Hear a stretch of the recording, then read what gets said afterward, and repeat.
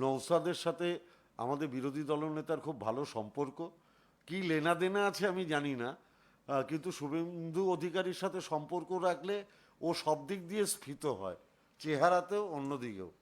শুভেন্দুবাবু সবচেয়ে ভালো করে জানেন, কারণ সিপিএমের ভোটেই তো বিজেপি এই জায়গায় এসছে। অতএব সিপিএম কি করবে না করবে সেটা বিজেপি থেকে ভালো আর কেউ জানে না।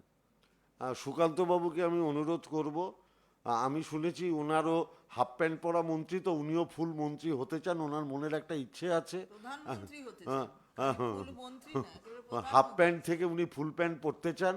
আমি ওনাকে বলবো, দিল্লিতে তো আপনি হাফ প্যান্টই থাকবেন, কারণ বিজেপি বাংলার কোনো বিজেপি এমপিকে কোনোদিন পূর্ণমন্ত্রী করবেন না, এবং বিজেপির কাজই হচ্ছে বাংলাকে বঞ্চনা করা।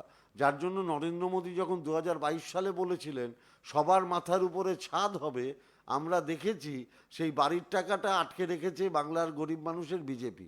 আমরা দেখেছি সুপ্রিম কোর্ট রায় দেওয়া সত্ত্বেও এনআরইজিএসের টাকা আটকে রেখেছে বিজেপি। আমরা দেখেছি বাংলার প্রাপ্য 2000 লক্ষ কোটি টাকা, সেটাও আটকে রেখেছে বিজেপি।